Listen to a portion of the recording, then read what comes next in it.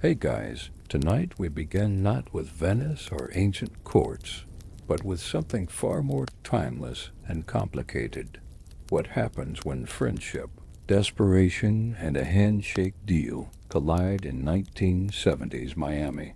Because believe it or not, the age-old question of justice versus mercy feels just as relevant on a sun-soaked Florida dock as it did in Shakespeare's time. Maybe even more so when cocaine cowboys and cargo ships are involved. From risky loans to impossible love tests, this story is less about heroes and villains and more about people trying to survive, to love, and to figure out what they owe each other when everything falls apart. So before you get comfortable, take a moment to like the video and subscribe, but only if you genuinely enjoy what I do here. And let me know in the comments where you're tuning in from and what time it is for you. It's always fascinating to see who's joining us from around the world. Now, dim the lights, maybe turn on a fan for that soft background hum, and let's ease into tonight's journey together to Miami. 1976, where the air is thick with humidity, ambition, and second chances. Graciano laughs too loudly at something Lorenzo has said, the sound carrying across the water like the cry of the gulls overhead. Antonio and Bassanio step away from the others, finding privacy near a stack of wooden crates marked with import stamps. The afternoon light turns golden, painting everything in the warm glow that makes Miami feel like a dream just before evening arrives. Antonio, I need to talk to you, Bassanio begins, his voice dropping to something more serious. You know me better than anyone. You know what I've been, what I've done. I've lived beyond my means, spent money like it was confetti at Kale Acho, showed off when I should have saved. I'm not proud of it. Antonio places a hand on his friend's shoulder, his expression open and without judgment. Bassanio, you don't need to explain your past to me.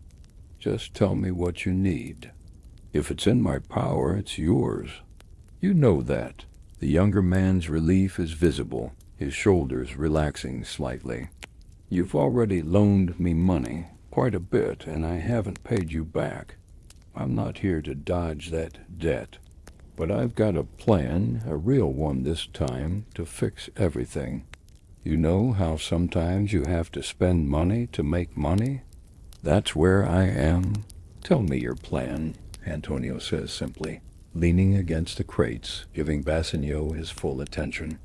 Bassanio's eyes brighten with the particular intensity of a gambler who believes his luck is about to change. There's a woman in Palm Beach, Portia Belmont. Belmont? Antonio raises an eyebrow. As in Belmont Hotels? That family? The same. Her father died 6 months ago, left her everything. We're talking hotels, real estate from here to Key West, investments I can't even begin to understand.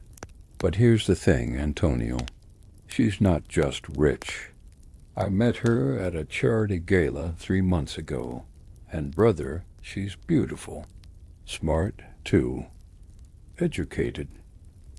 She's got this way of looking at you like she can see right through all the bullshit, straight to who you really are. Antonio listens, watching his friend's face transform with genuine emotion.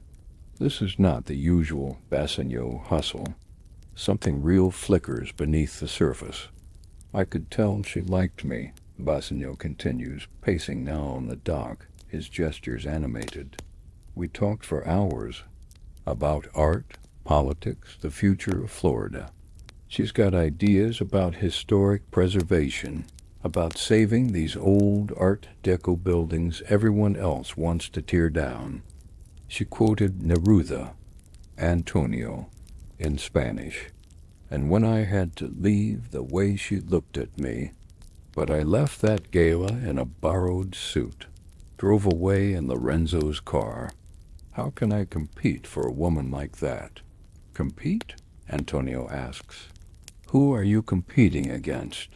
Bassanio stops pacing, turning to face the bay. A yacht motors past, its deck filled with tourists in colorful resort wear, drinks in hand, music drifting across the water. Men with old money, men with new money, men with degrees from Yale and summer houses in the Hamptons. Lawyers, developers, heirs to fortunes that make her own look modest. Her father set up this trust, see? Very traditional, old-fashioned. She can't just marry whoever she wants. There's this whole thing with her inheritance, conditions her father set before he died. What kind of conditions? Antonio leans forward, intrigued despite himself. 3 chances. And that's what they're calling it around Palm Beach. Her father had 3 investments made in her name, put them in sealed portfolios, gold, silver, and municipal bonds. Very symbolic, very dramatic. Any man who wants to marry her has to choose one portfolio. Choose the right one, the one her father designated, and you get to marry her and manage the family fortune together. Choose wrong and you're out. You can never try again, never even speak to her about marriage. Antonio shakes his head slowly, a smile playing at his lips despite his melancholy. That's the most ridiculous thing I've ever heard. Old man Belmont was always eccentric, but this? It's like something from a fairy tale. It's real, though, Bassanio insists. And here's the thing. I think I have a shot. A real shot. But I need to show up like I belong in that world. I need the right clothes, the right car, the right hotel suite. I need to court her properly. Take her to the places where people like that go. The country clubs, the gallery openings, the private beaches. I can't do that looking like a hustler from Little Havana. How much do you need? Antonio asks, his tone betraying nothing. Bassanio names a figure. It's substantial, enough to make even Antonio pause. Enough to rent a waterfront suite for months, to buy a new Cadillac, to stock a wardrobe from the boutiques in Bal Harbor. It's the price of a temporary transformation. I don't have it liquid, Antonio says slowly, thinking. My capital is all tied up in cargo, in ships at sea, in contracts that won't pay out until next quarter. But Bassanio, for you, I'll find a way. My credit is good in this city. I'll borrow it. Bassanio's face floods with gratitude and something else, something like hope mixed with shame. Antonio, I swear to you when I win Portia's hand, when I have access to even a fraction of that fortune, you'll be paid back triple. You'll never have to worry about money again. I'm not worried about being paid back, Antonio says quietly. I'm investing in your happiness, brother. That's worth more to me than any cargo my ships could carry. The sun dips lower, painting the sky in shades of orange and pink that seem too vivid to be real, like a postcard of paradise. Across the port, lights begin flickering on in the warehouses and office buildings, and the evening shift of workers arrives to unload a newly arrived vessel. Graciano laughs too loudly at something Lorenzo has said, the sound carrying across the water, like the cry of the gulls overhead. Antonio and Bassanio step away from the others, finding privacy near a stack of wooden crates marked with import stamps. The afternoon light turns golden, painting everything in the warm glow that makes Miami feel like a dream just before evening arrives. Antonio, I need to talk to you, Bassanio begins, his voice dropping to something more serious. You know me better than anyone. You know what I've been, what I've done. I've lived beyond my means, Spent money like it was confetti at Kale Acho, showed off when I should have saved. I'm not proud of it. Antonio places a hand on his friend's shoulder, his expression open and without judgment. Bassanio, you don't need to explain your past to me. Just tell me what you need. If it's in my power, it's yours. You know that. The younger man's relief is visible, his shoulders relaxing slightly. You've already loaned me money, quite a bit, and I haven't paid you back. I'm not here to dodge that debt. But I've got a plan, a real one this time, to fix everything. You know how sometimes you have to spend money to make money? That's where I am. Tell me your plan, Antonio says simply, leaning against the crates, giving Bassanio his full attention. Bassanio's eyes brighten with the particular intensity of a gambler who believes his luck is about to change. There's a woman in Palm Beach, Portia Belmont. Belmont? Antonio raises an eyebrow. As in Belmont Hotels? That family? The same. Her father died 6 months ago, left her everything. We're talking hotels, real estate from here to Key West, investments I can't even begin to understand. But here's the thing, Antonio. She's not just rich. I met her at a charity gala 3 months ago, and brother, she's beautiful. Smart, too. Educated. She's got this way of looking at you like she can see right through all the bullshit straight to who you really are. Antonio listens, watching his friend's face transform with genuine emotion. This is not the usual Bassanio hustle. Something real flickers beneath the surface. I could tell she liked me. Bassanio continues, pacing now on the dock, his gestures animated. We talked for hours. About art, politics, the future of Florida. She's got ideas about historic preservation, about saving these old Art Deco buildings everyone else wants to tear down. She quoted Neruda, Antonio, in Spanish, and when I had to leave, the way she looked at me. But I left that gala in a borrowed suit, drove away in Lorenzo's car. How can I compete for a woman like that? Compete? Antonio asks. Who are you competing against? Bassanio stops pacing, turning to face the bay. A yacht motors past, its deck filled with tourists in colorful resort wear, drinks in hand, music drifting across the water. Men with old money, men with new money, men with degrees from Yale and summer houses in the Hamptons. Lawyers, developers, heirs to fortunes that make her own look modest. Her father set up this trust, see? Very traditional, old-fashioned. She can't just marry whoever she wants. There's this whole thing with her inheritance, conditions her father set before he died. What kind of conditions? Antonio leans forward, intrigued despite himself. 3 chances.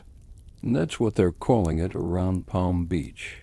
Her father had 3 investments made in her name, put them in sealed portfolios, gold, silver, and municipal bonds. Very symbolic, very dramatic. Any man who wants to marry her has to choose one portfolio. Choose the right one, the one her father designated, and you get to marry her and manage the family fortune together. Choose wrong and you're out. You can never try again, never even speak to her about marriage. Antonio shakes his head slowly, a smile playing at his lips despite his melancholy. That's the most ridiculous thing I've ever heard. Old man Belmont was always eccentric, but this? It's like something from a fairy tale. It's real, though, Bassanio insists. And here's the thing. I think I have a shot, a real shot. But I need to show up like I belong in that world. I need the right clothes, the right car, the right hotel suite. I need to court her properly. Take her to the places where people like that go. The country clubs, the gallery openings, the private beaches. I can't do that looking like a hustler from Little Havana. How much do you need? Antonio asks, his tone betraying nothing. Bassanio names a figure. It's substantial, enough to make even Antonio pause. Enough to rent a waterfront suite for months, to buy a new Cadillac, to stock a wardrobe from the boutiques in Bal Harbor. It's the price of a temporary transformation. I don't have it liquid, Antonio says slowly, thinking. My capital is all tied up in cargo, in ships at sea, in contracts that won't pay out until next quarter. But Bassanio, for you, I'll find a way. My credit is good in this city. I'll borrow it. Bassanio's face floods with gratitude and something else, something like hope mixed with shame. Antonio, I swear to you, when I win Portia's hand, when I have access to even a fraction of that fortune, you'll be paid back triple.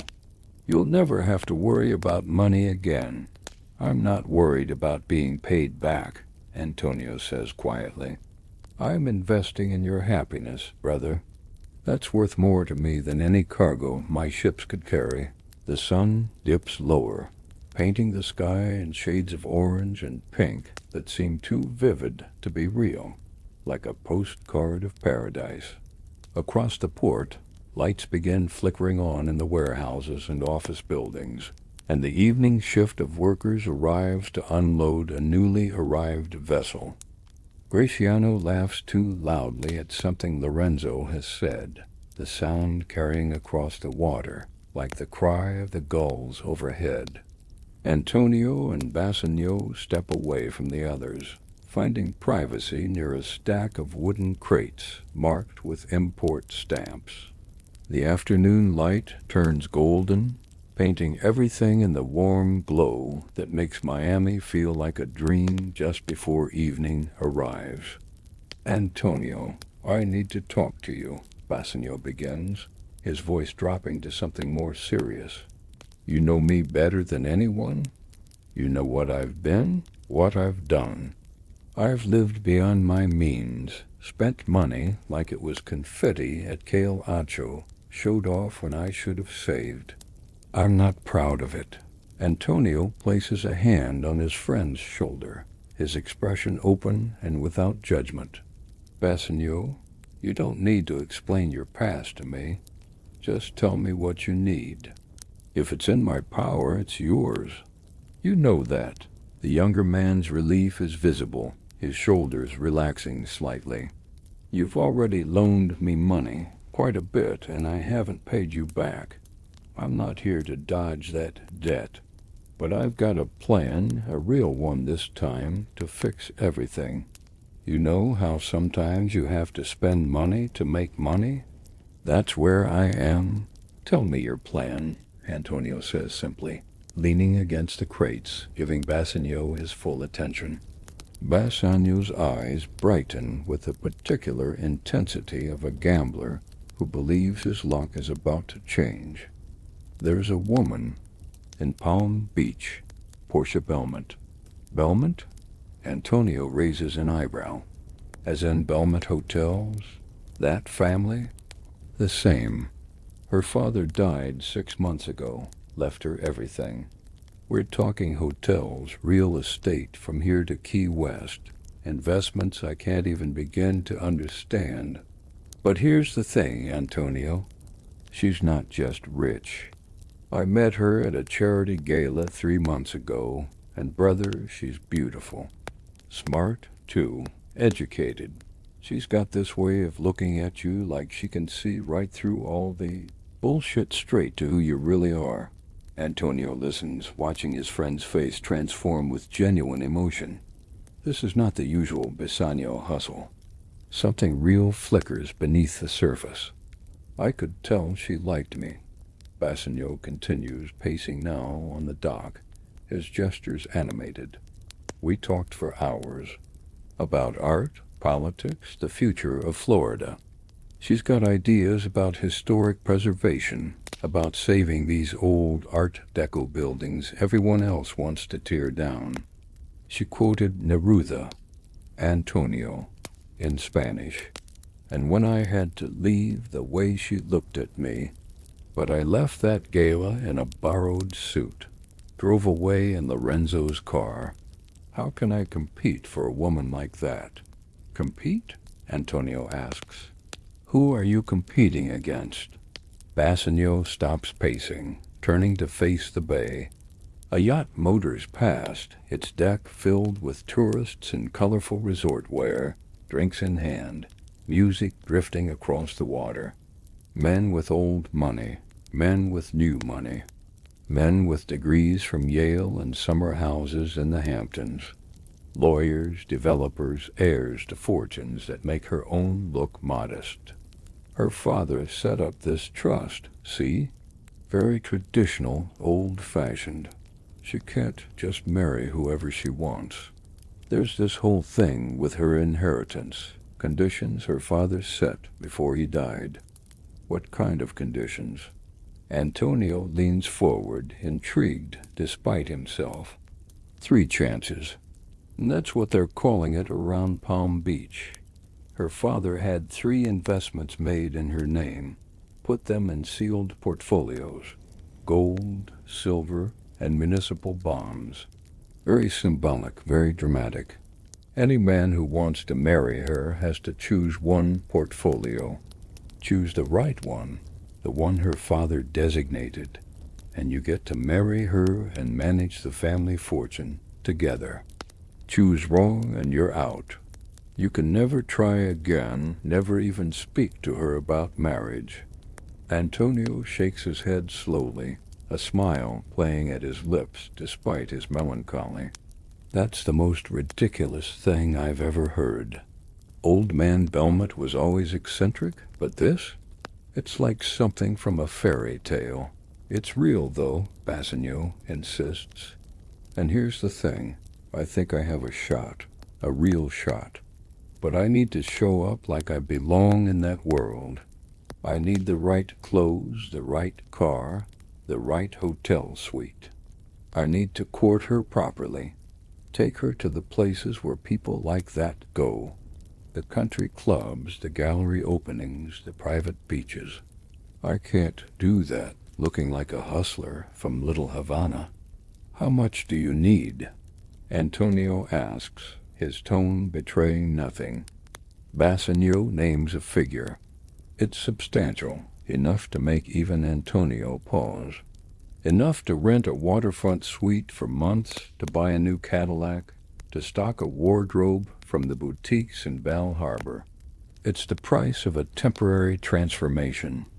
I don't have it liquid, Antonio says slowly, thinking. My capital is all tied up in cargo, in ships at sea, in contracts that won't pay out until next quarter. But Bassanio, for you, I'll find a way. My credit is good in this city. I'll borrow it. Bassanio's face floods with gratitude and something else, something like hope mixed with shame. Antonio, I swear to you, when I win Portia's hand, when I have access to even a fraction of that fortune, you'll be paid back triple. You'll never have to worry about money again. I'm not worried about being paid back, Antonio says quietly. I'm investing in your happiness, brother. That's worth more to me than any cargo my ships could carry. The sun dips lower, painting the sky in shades of orange and pink that seem too vivid to be real, like a postcard of paradise. Across the port, lights begin flickering on in the warehouses and office buildings, and the evening shift of workers arrives to unload a newly arrived vessel. Palm Beach exists in a different Florida entirely, separated from Miami by more than just the 70 miles of coastal highway.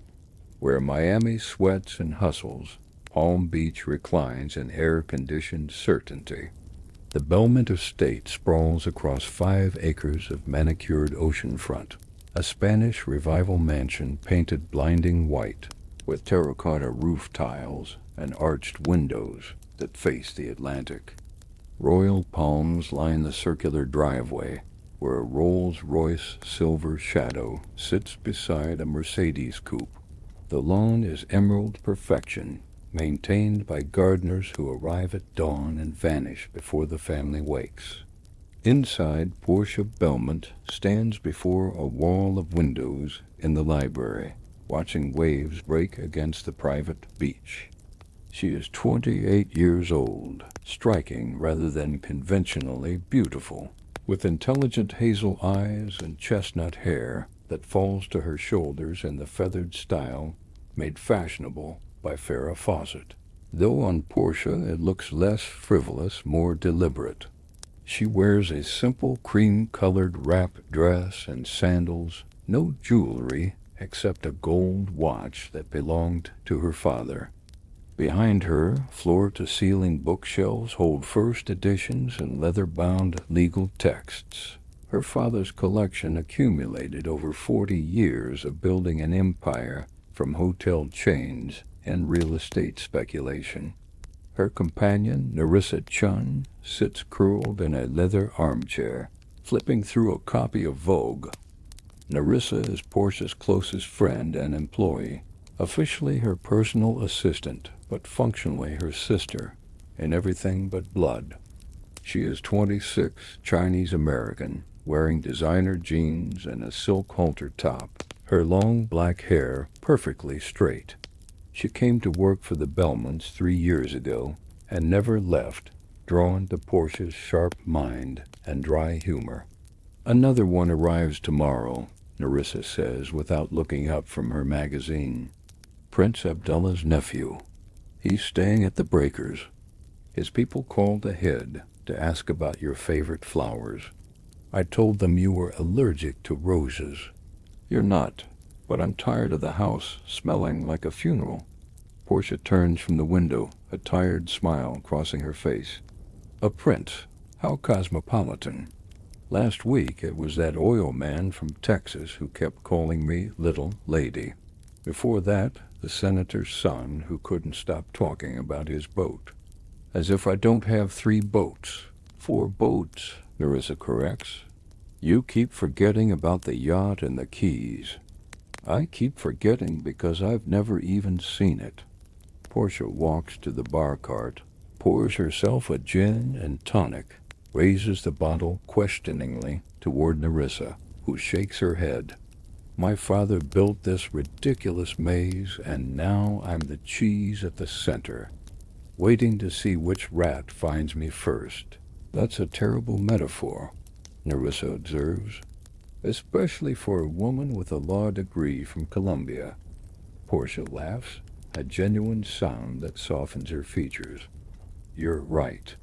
I'm the prize, not the cheese. Much better. Tell me, Nerissa, in all your wisdom about men and their foolish ways, what would you do if you were trapped like I am? Nerissa closes the magazine, giving her friend her full attention. Honestly, I'd choose wrong on purpose. Pick the gold portfolio or the silver one, whichever your father didn't designate as correct. Fail the test deliberately, then you'd be free. Free? Portia walks to her father's old desk, running her hand along its polished surface. You forget the codicil. If I refuse to participate or deliberately fail, the entire estate goes into a trust managed by my Uncle Raymond. I'd get a monthly allowance like a child getting lunch money. Everything my father built, everything he wanted me to have, would be controlled by a man who thinks women belong in the kitchen or the bedroom, nowhere else. Your father really didn't trust you, Nerissa says quietly. Oh, he trusted me, Portia replies, her voice carrying a complicated mixture of love and resentment. He trusted me to be brilliant, capable, strategic. He just didn't trust me to choose the right husband. He saw too many of his friends' daughters marry fortune hunters, playboys, men who drained family businesses dry and moved on. So he created this test, this elaborate game show, because even from the grave he needs to control everything. Through the windows, A helicopter passes along the coastline, probably carrying executives from Miami to their Palm Beach weekend estates. The sound fades, leaving only the whisper of the ocean and the hum of central air conditioning. What did the portfolios represent again? Nerissa asks. I keep forgetting the symbolism. Portia recites it like a memorized lesson. Gold represents greed and surface appeal. Those who choose gold want what glitters, what appears most valuable. Silver represents ambition and pragmatism. Those who choose silver think they're being clever, avoiding the obvious trap. And municipal bonds, boring municipal bonds, represent solid judgment and genuine substance. The man who chooses bonds over precious metals proves he values security and wisdom over flash. That's very 1950 of your father, Nerissa says. Very post-war American dream. He was a product of his time. Portia drains her gin and tonic, the ice cubes clinking against crystal. He survived the Depression, fought in World War II, built his fortune brick by brick. He believed in tests, in proving yourself, in earning what you get. He couldn't accept that sometimes people deserve good things just because they're good people, not because they passed some arbitrary examination. So which one is correct? Nerissa asks, though she knows Portia won't answer. You know I can't tell you that. The lawyers made me swear. The portfolios are in the vault, and even I don't know which one my father designated. That's the whole point. I can't influence the choice. I can't drop hints or guide anyone toward the right answer. I just have to sit here like Sleeping Beauty and wait for someone to stumble through the maze successfully. Nerissa stands, stretching, walking to join Portia at the window.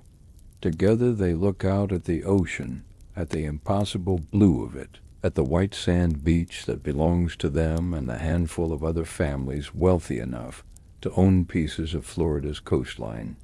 What about that guy from the gala? Nerissa asks. Bassanio something. You talked about him for a week after.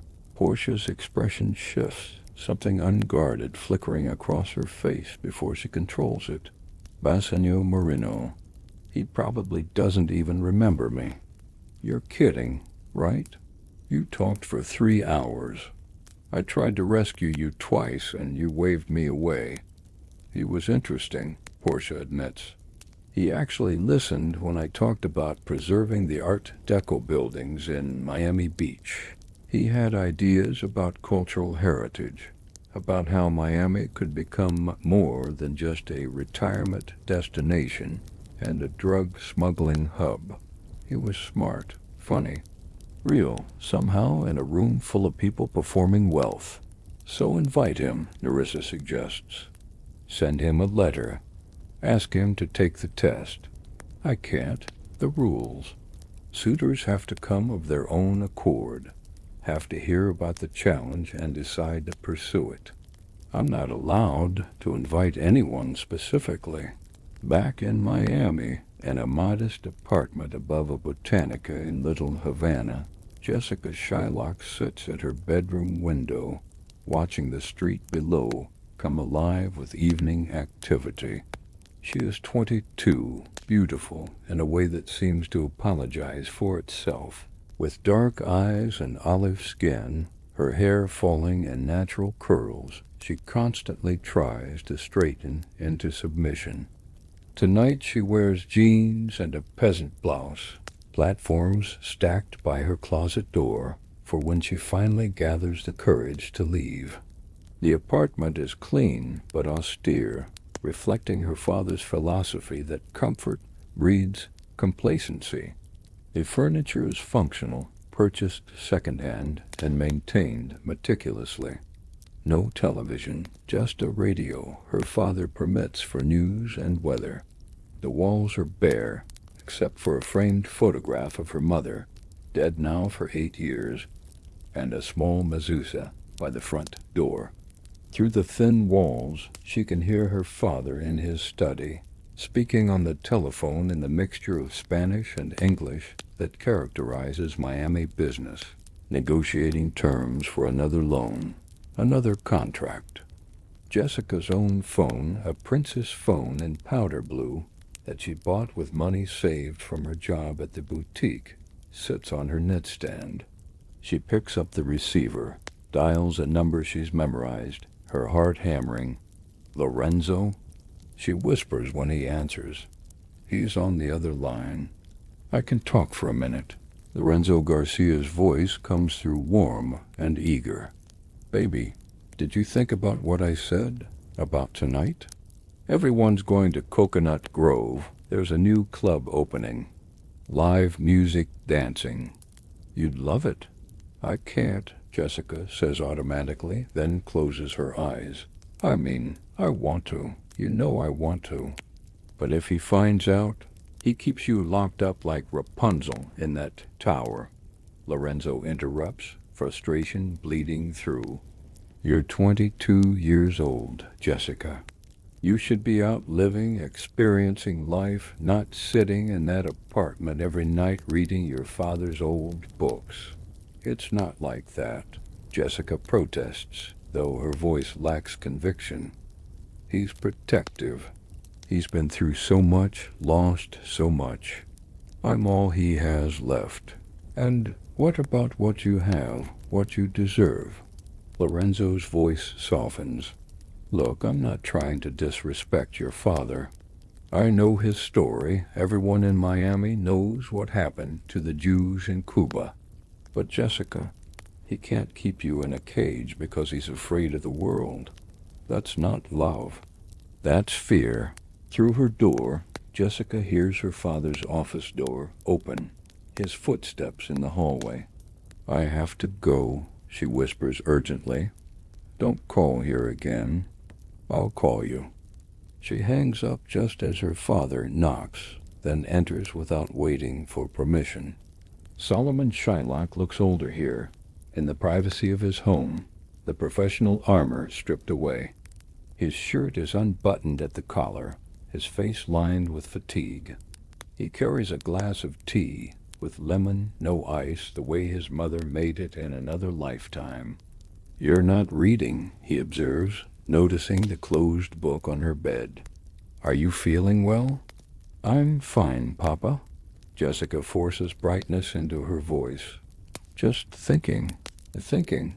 He sits on the edge of her bed, uninvited, his presence filling the small room.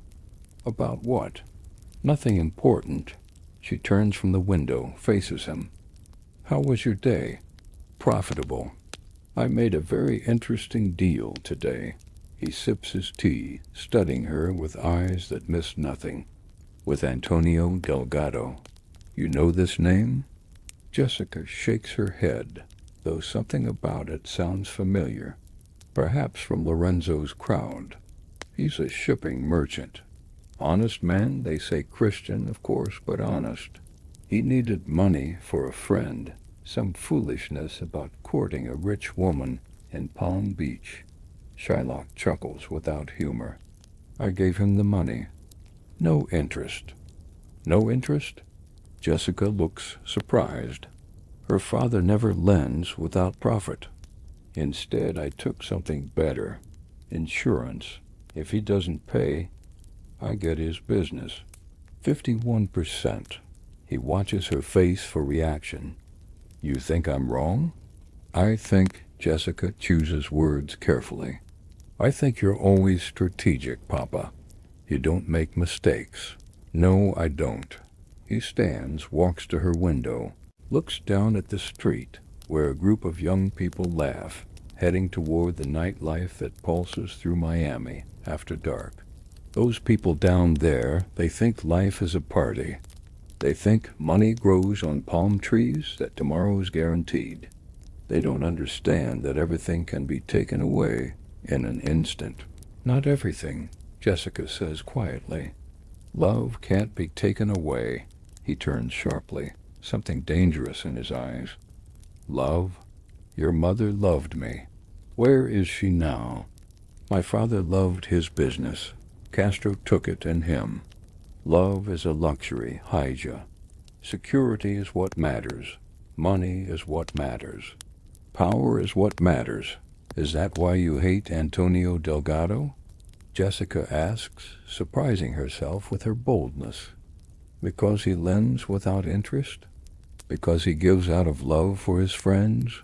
Shylock's jaw tightens. I don't hate him. I hate what he represents. These Christians who lend money freely, they make people like me look like monsters for charging honest interest. They can afford to be generous because they've never lost everything. They've never been spat on, called vermin, had their businesses burned. Antonio Delgado can afford his generosity because he's never had to claw his way up from nothing. Maybe, Jessica says softly. He's generous because he understands something you don't. Her father's hand moves so fast she flinches, but he doesn't strike her. Instead, he grips the window frame, his knuckles white. You don't understand the world, Jessica. I keep you safe so you never have to. But don't mistake my protection for ignorance. I know exactly what kind of world we live in. He leaves without another word, and Jessica listens to his footsteps retreat, his office door close. She picks up her platforms, holds them like talismans of a freedom she's never known. Outside, music drifts up from a car radio playing the Bee Gees, and young voices call to each other in Spanglish, that beautiful hybrid language of Miami's transformation. Jessica makes a decision. Tomorrow she'll meet Lorenzo. Tomorrow she'll step into the world her father fears so desperately. Tomorrow she'll choose love over security, risk over certainty. But tonight she sits in her room and stares at the walls that have protected her and imprisoned her in equal measure. The vault room in the Belmont Estate basement feels like a bank after hours, all sterile fluorescent lighting and climate control. 3 portfolios rest on a marble table, each sealed with red wax, and her father's insignia, gold portfolio, embossed and gleaming, silver portfolio, elegant and understated, municipal bonds portfolio, plain manila with typed labels. Beside them stands Martin Rothstein, the family attorney, 65 years old with wire-rimmed glasses and a 3-piece suit that predates disco by 2 decades. He holds a leather folder containing the legal documents that have governed Portia's life since her father's death. Prince Abdullah's nephew, Rashid, stands before the portfolios with the confidence of a man who has never been denied anything. He is handsome in the way of Hollywood sheiks, with perfect teeth and cologne that costs more per ounce than most people earn in a week. His white suit is immaculate, his shoes Italian leather, his watch a Patek Philippe that could buy a house in most American cities. Portia watches from the doorway, Nerissa beside her. They've seen this scene play out 6 times in 6 months. Each time, hope flickers that maybe this will be the one, the man who chooses correctly, and frees her from this absurd purgatory. Each time, disappointment follows. The choice is yours, Mr. Al-Rashid, Rothstein intones in his courtroom voice. Choose wisely. The gold portfolio contains investments in precious metals and commodities. The silver portfolio holds blue-chip stocks and corporate bonds. The municipal bonds portfolio contains, as labeled, various government securities. One of these portfolios has been designated by the late Mr. Belmont as the correct choice. Choose it, and you may petition for Miss Belmont's hand in marriage. Choose incorrectly, and you must leave immediately and never return. Rashid circles the table like a predator, his fingers hovering over each portfolio without touching. In my country, he says, his accent British boarding school perfect. Gold is the traditional gift for brides. Gold represents eternal value, wealth that cannot diminish. This seems obvious, no?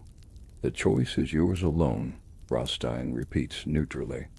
Portia holds her breath. Not the gold, she thinks. Please, not the gold. Not because she wants him to succeed, but because she cannot bear another fool who chooses based on surface appearance. Rashid's hand moves to the silver portfolio. But perhaps that is too obvious. Perhaps old man Belmont, crafty American that he was, he makes a trick. Silver is more subtle, more sophisticated. The choice of a thinking man. Nerissa squeezes Portia's hand. They both know how this ends.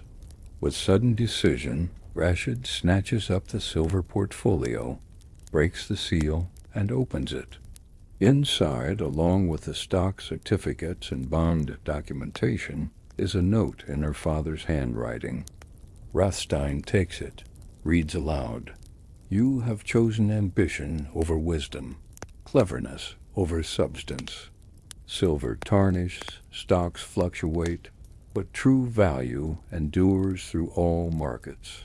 You are not the man for my daughter. Rashid's face darkens with humiliation and rage. This is ridiculous, barbaric. You cannot treat people like game show contestants. I am a prince. You are a man who chose poorly. Rothstein interrupts with the authority of someone who has practiced law for 40 years and fears nothing. The terms are clear. You must leave now and never return to this property or contact Miss Belmont again. Violation will result in legal action. Rashid looks to Portia, perhaps expecting her to intervene, to bend the rules.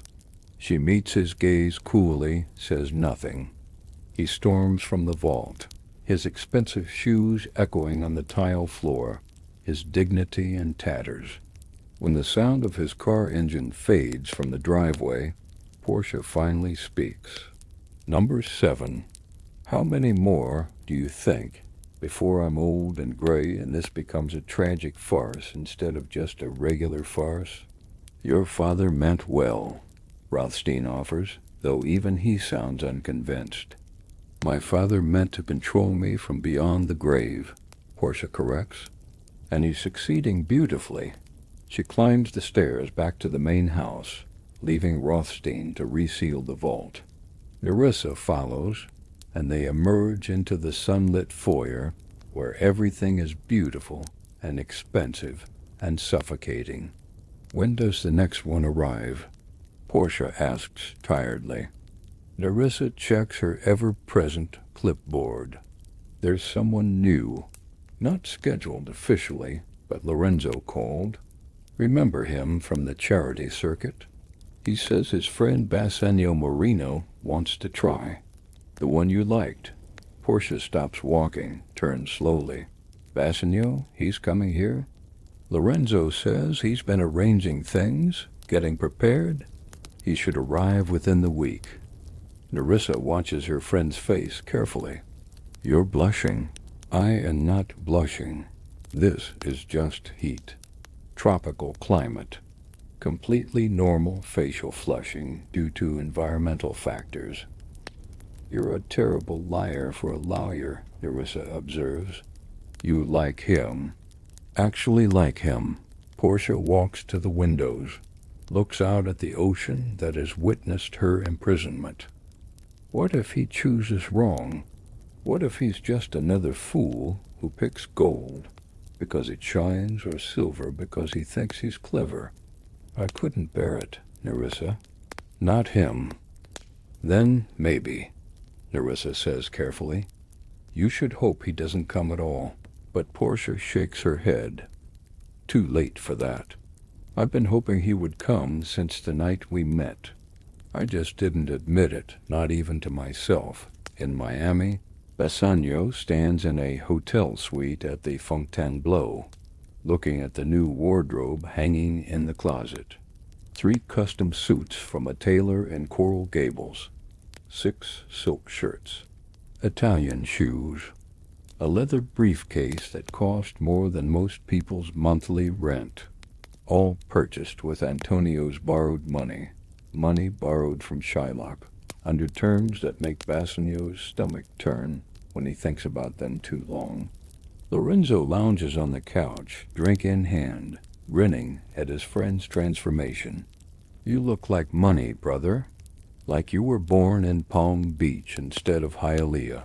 "I look like a fraud," Bassanio says quietly, adjusting his collar in the mirror. "What if she sees through all this? What if I choose wrong? Then you come home and we figure something else out," Lorenzo says, though they both know it's not that simple. If Bassanio fails, Antonio's debt remains. The 3-month deadline ticks closer, and everything they've borrowed comes due with consequences neither wants to imagine. "I have to choose correctly," Bassanio says to his reflection. "For Antonio, for Portia, for all of us." Outside, Miami sparkles in the late afternoon sun, beautiful and treacherous as always, a city built on dreams and drugs, and the desperate hope that tomorrow will be better than today. The Cadillac Eldorado convertible glides up the Belmont driveway like a white yacht on an asphalt sea. Bassanio drives with one hand on the wheel, the other resting on the door, trying to project a confidence he doesn't entirely feel. The car is rented, but no one needs to know that. His suit is powder blue with wide lapels, his shirt open just enough to show a gold chain that catches the morning sunlight. His hair is perfect, his sunglasses are designer, and his stomach is twisted into knots. Lorenzo sits beside him, serving as both moral support and witness. "Brother, you've got this," Lorenzo says, though his own voice carries an edge of nervousness. "Just remember what we talked about. Don't overthink it. Trust your instincts. My instincts got me $30,000 in debt," Bassanio mutters, but he's smiling as he says it. The mansion is more impressive in daylight than he remembered from the gala. White walls practically glow against the blue sky, and the landscaping looks like something from a resort magazine.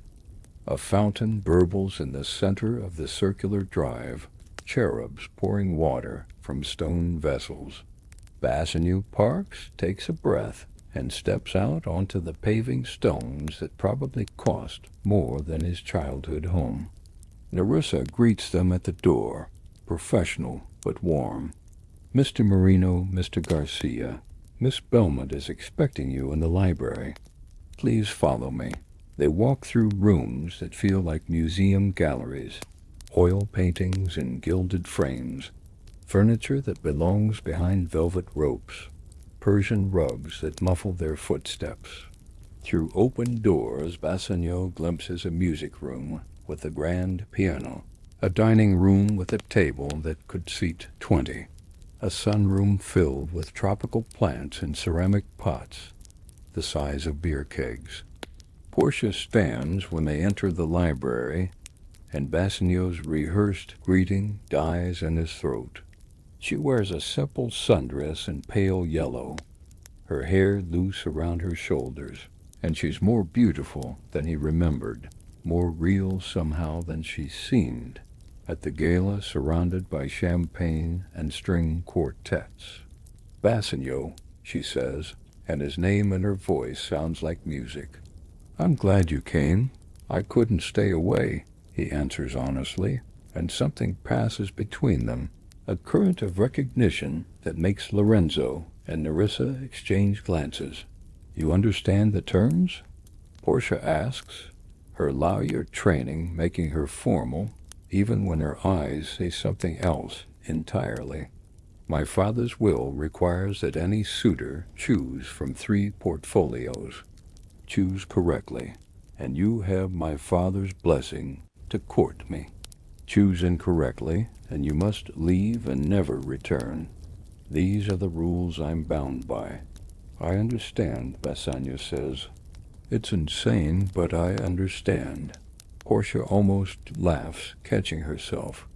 It is insane, but it's what I have to live with. Are you ready? The vault room feels like a courtroom where Bassanio is both defendant and judge. The three portfolios rest on the marble table under lights that make the gold portfolio gleam like treasure from a pirate movie. Attorney Rothstein stands like a bailiff, papers in hand, reading the terms in a voice that has explained complicated truths to grieving families for decades. Bassanio circles the table slowly, aware that Portia watches him from the doorway, that Lorenzo shifts nervously behind him, that the next 5 minutes will determine the course of his entire life. The gold portfolio practically begs to be chosen. It's embossed, decorated, impressive. Everything about it screams value, importance, wealth. Bassanio picks it up, feels its weight. This is what most men would choose, he thinks. This is the obvious answer. He sets it down. The silver portfolio is subtler, more sophisticated. It suggests intelligence, refinement, the choice of someone who thinks beyond surface appearances. It's beautiful in a quieter way, elegant rather than ostentatious. This is the smart choice, the clever choice. Bassanio sets it down, too. His hand moves to the municipal bonds portfolio, plain manila with typed labels. It's ugly compared to the others, boring, the kind of thing an accountant would find interesting, and no one else. There's no flash here, no glory, just paper and promises, the mundane machinery of civic finance. Tell me, Bassanio says quietly, still staring at the portfolios, what kind of man was Portia's father? Rothstein adjusts his glasses, considering. Richard Belmont was a builder. He started with nothing after the war, bought a small hotel in Key West that everyone said was a bad investment. He turned it into the foundation of an empire. He believed in fundamentals and solid foundations, in the unglamorous work that creates lasting value. Bassanio nods slowly, understanding, crystallizing. He didn't get rich by chasing what glittered. He got rich by recognizing real value when everyone else overlooked it. His hand closes on the municipal bonds portfolio. This one, Portia's intake of breath is audible. Lorenzo grips the doorframe. Rothstein reaches for the portfolio with hands that have opened hundreds of legal documents, breaks the seal with deliberate care. Inside, among the bond certificates and government securities, is a note in Richard Belmont's distinctive handwriting. Rothstein lifts it, and for a moment no one breathes. You have chosen substance over appearance, security over spectacle, wisdom over wealth, Rothstein reads. Municipal bonds built this nation's infrastructure, funded schools and hospitals and roads. They are unsexy, unglamorous, and absolutely essential. Any fool can choose gold. A clever man might choose silver, but a wise man chooses the foundation upon which everything else is built. You may court my daughter with my blessing. The room erupts. Lorenzo shouts, punching the air. Nerissa claps her hands over her mouth. Rothstein allows himself a rare smile. But Bassanio only sees Portia, whose eyes have filled with tears she's too proud to let fall, whose smile transforms her entire face into something radiant. They celebrate on the terrace overlooking the Atlantic, champagne in crystal glasses that catch the afternoon light like prisms. Portia and Bassanio sit close together on a white wicker love seat, their hands not quite touching, but nearly so, the space between them electric with possibility. She tells him about her Columbia law classes, her plans for the Art Deco Preservation Society she wants to establish. He listens with genuine interest, adding ideas, building on her vision, and for the first time in 6 months, she feels like a person again, instead of a prize in her father's game. I have to confess something, Portia says, her voice lowered so only Bassanio can hear over Lorenzo and Nerissa's animated conversation about Miami's nightlife. I was terrified you'd choose the gold. Most men do. I almost did, Bassanio admits. It's beautiful, impressive. But then I thought about who your father was, what kind of man builds something lasting. And I realized the test wasn't about choosing what looked most valuable. It was about recognizing real value when it doesn't announce itself. Portia touches his hand then, a brief contact that sends warmth through both of them. My father would have liked you. I hope I get the chance to prove him right, Bassanio says, and means it with an intensity that surprises him. The moment shatters when a member of the house staff appears, holding a telephone. Mr. Marino, you have an urgent call. A Mr. Delgado. Bassanio's smile fades. Antonio wouldn't call unless something was wrong. He excuses himself, follows the staff member to a private office, picks up the receiver with dread already pooling in his stomach. Antonio? What's happened?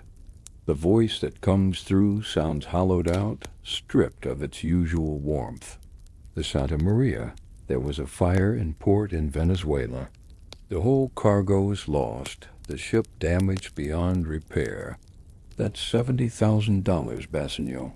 Gone. Bassanio sits heavily in the leather desk chair. Insurance? Delayed? Red tape? Investigations?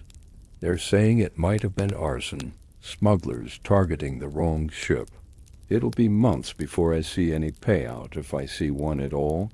Antonio's breath rattles across the line. The other ships, they're still at sea. Hurricane warnings in the Caribbean. I'm trying not to panic, but Bassanio, the loan comes due in 6 weeks. Shylock's been calling. He knows about the Santa Maria. Somehow he knows. He can't enforce that contract, Bassanio says, but he hears the desperation in his own voice. It's insane asking for control of your company. No court would uphold it. I signed it, Antonio says simply. Witnessed, notarized, legal. I was so certain the ships would come in. I was so certain I could help you win the life you deserved. Guilt crashes over Bassanio like a wave. This is my fault. All of it. I asked you to borrow that money. I pushed you into that deal. No. Antonio's voice firmed slightly. I made my choice. I'd make it again. Bassanio, listen to me. Don't let this poison what you've won today. You chose correctly. You're going to marry a wonderful woman. That's what matters. But after they hang up, Bassanio sits in the office, staring at nothing, the champagne taste in his mouth turned bitter. In Little Havana, Jessica Shylock moves through the apartment like a ghost, packing a small suitcase while her father works late at the office downtown. She takes only what she needs: clothes, her mother's jewelry box, the photograph from her knitstand. Her hands shake as she writes a note, the pen barely cooperating. Papa, she writes, then crosses it out. Father, she tries again. I'm sorry. I can't live like this anymore, trapped and afraid.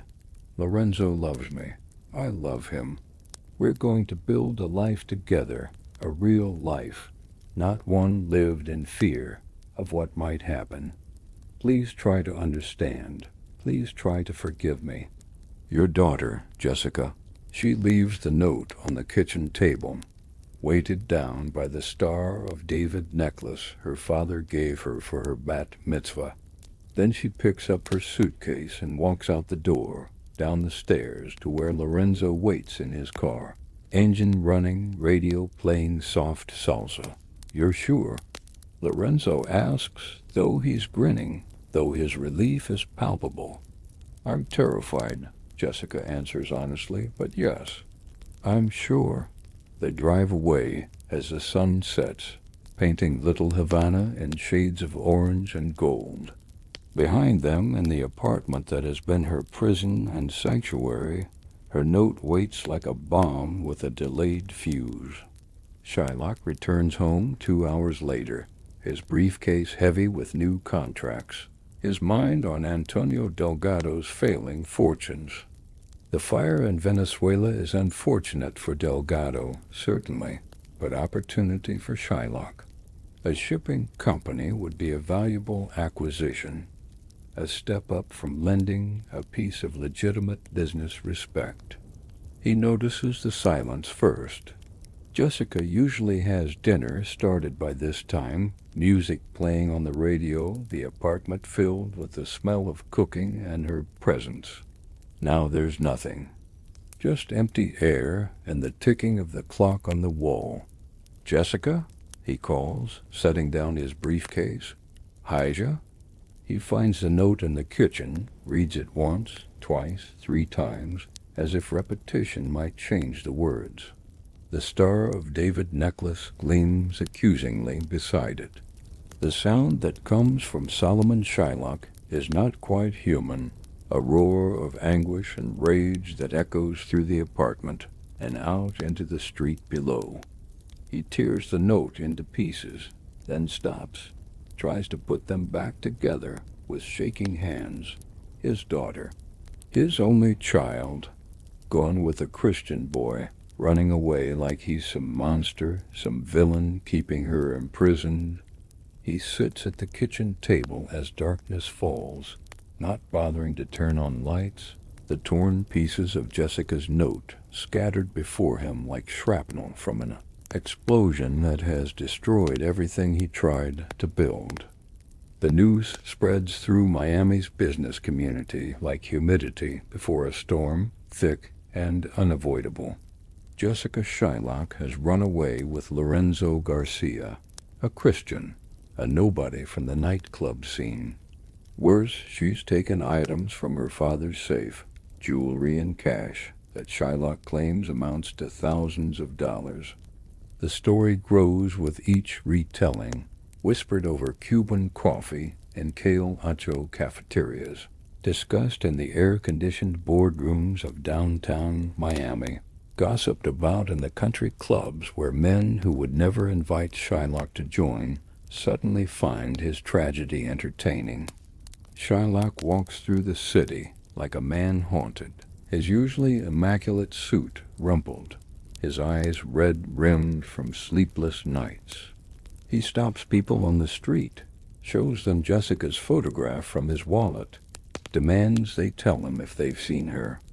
Most avoid his gaze, uncomfortable with such raw emotion displayed in public. Miami is a city that prefers its passions hidden behind sunglasses and practiced smiles. In a cafe near the port, Shylock finds Celerio and Solanio, Antonio's friends, sitting over espresso and pastries. They see him coming, and their conversation dies. "You knew?" Shylock accuses, standing over their table like an avenging angel in a wrinkled suit. "Your friend Lorenzo, you knew he was seducing my daughter, poisoning her mind against me." Celerio looks uncomfortable but defiant. "We knew Lorenzo was interested in Jessica. We didn't know she'd run away." "Interested?" Shylock's voice rises, drawing stares from other patrons. "He stole her, corrupted her, turned her against her own father, her own faith, everything I worked to protect." "Maybe," Solanio says carefully, "she wanted to be corrupted. Maybe she was tired of being protected." Shylock's hand slams down on their table, rattling coffee cups. "You Christians, you think you're so superior, so enlightened. But what are you? Antonio Delgado loans money without interest, plays the generous friend, and everyone calls him noble. I charge honest rates for honest services. an uncle the bloodsucker, a parasite. Now your friend helped steal my daughter, and you sit here eating pastries like it's nothing. Nobody stole Jessica, Celerio says, standing now, his own temper rising. She made a choice. Maybe if you treated her like a daughter instead of property, she'd have chosen differently. The slap comes fast, Shylock's palm connecting with Celerio's cheek with a sound like a firecracker. For a moment, the cafe freezes. Then Solanio is on his feet. Celerio is pushing Shylock backward, and the cafe owner is shouting for everyone to get out. Take it to the street. He doesn't need this trouble. They spill onto the sidewalk, the humid afternoon air wrapping around them like a wet blanket. Shylock's fury has burned down to something colder, more dangerous. Tell Antonio Delgado something for me, Shylock says, his voice deadly quiet now. Tell him his ships better come in soon. Tell him the clock is ticking on our agreement. And tell him that if he fails to pay, I will take what I'm owed, every single percentage point of his company. I will own everything he's built, and I will burn it down just to watch it die, the way my daughter died to me. You're talking crazy, Solanio says, but there's uncertainty in his voice. Am I? Shylock straightens his jacket, regaining some composure. I have a legally binding contract. Antonio put up his business as collateral. Did he think I was joking? Did he think because he's Christian and I'm Jewish that the law doesn't apply? He'll learn. You'll all learn. He walks away, leaving Celerio and Solanio on the sidewalk, doubt creeping into their confidence like water through a hull breach. At the Belmont estate, Bassanio and Portia sit in the library planning their future, oblivious to the storm gathering in Miami. Portia has a legal pad covered with notes about their engagement party, about the wedding she's already envisioning, about the foundation they'll establish together. Bassanio tries to match her enthusiasm, but Antonio's phone call haunts him. You're somewhere else, Portia observes, setting down her pen. Where? He tells her everything then, unable to bear the weight alone. About Antonio's generosity, about Shylock's loan, about the fire and the lost cargo, and the bizarre contract that now threatens his best friend's entire livelihood. Portia listens with the focused intensity of a lawyer, not interrupting until he finishes. How much does Antonio owe? 30,000. But it's not about the money. Shylock put this clause in the contract. If Antonio defaults, he gets controlling interest in the shipping company. It was supposed to be a joke, I think, or a lesson, or something. But Shylock isn't joking anymore. When is the deadline? 4 weeks. Maybe less. Portia stands, paces to the window, her mind already working through scenarios and strategies. This Shylock, is he a reasonable man? Bassanio laughs bitterly. Right now. His daughter just ran away with a Christian. He's not feeling particularly reasonable about anything. Then we offer him more money, Portia says decisively. Twice what he's owed. 3 times. Everyone has a price. Not Shylock, not now. This has become about more than money. It's about respect, about revenge, about proving something to a city that's never accepted him. Bassanio drops his head into his hands. I destroyed Antonio. I asked him to risk everything for my chance at happiness, and now he's going to lose his entire business. Portia crosses to him, lifts his chin, so he meets her eyes. You didn't destroy anyone. Antonio made his own choice. And we're going to fix this. Her voice carries absolute certainty. I didn't go to Columbia Law to plan parties and manage hotels. Trust me, Bassanio. We're going to save your friend. The Dade County Courthouse stands like a concrete monument to bureaucracy in downtown Miami. Its brutalist architecture at odds with the Art Deco gems surrounding it.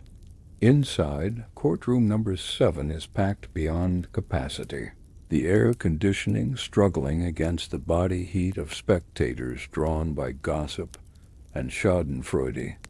Word has spread that Solomon Shylock is actually going through with it, demanding enforcement of the most bizarre contract clause Miami's business community has ever witnessed. Antonio sits at the defendant's table, wearing his best suit, the fabric hanging slightly loose on his frame. He's lost weight these past weeks, sleep elusive, appetite gone. Beside him, his attorney Marcus Webb shuffles papers with the defeated air of a man who knows his case is legally hopeless. The contract is airtight, the terms clear, Antonio's signature undeniable.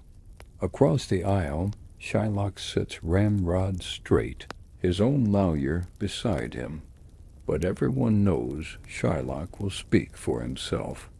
He's dressed impeccably today, his suit pressed sharp enough to cut, his bearing that of a man who has waited his entire life for this moment of legal vindication.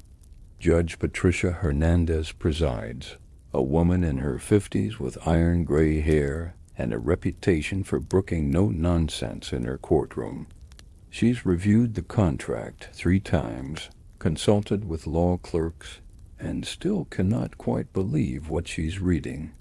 Mr. Shylock, Judge Hernandez begins, her voice carrying the musical lilt of her Cuban heritage mixed with American legal precision. You're certain you want to proceed with this action? The court is prepared to consider alternative settlements.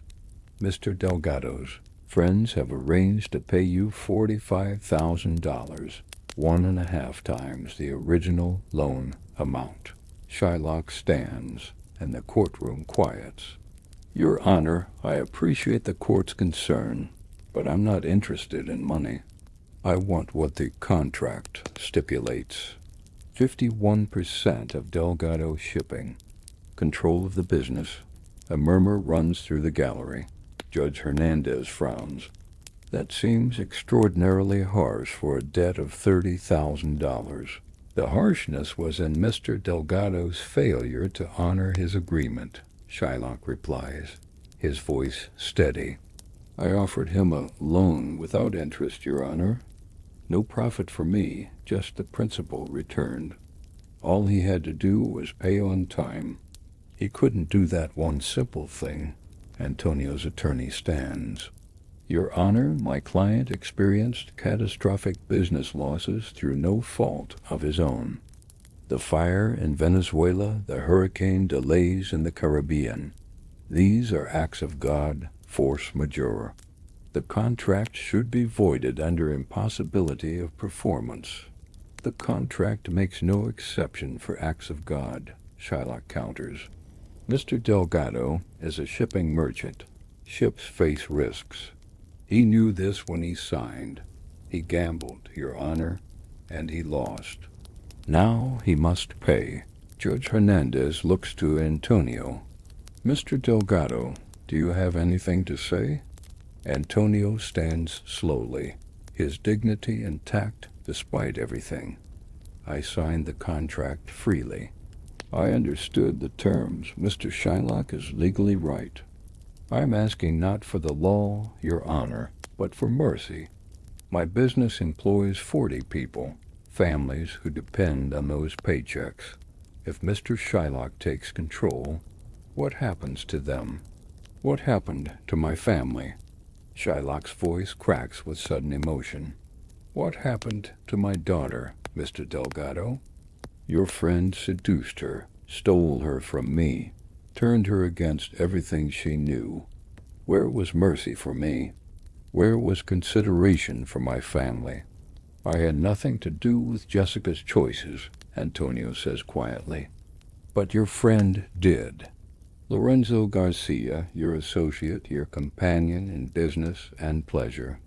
He courted my daughter in secret, filled her head with dreams of a life without her father, without her faith, without her identity.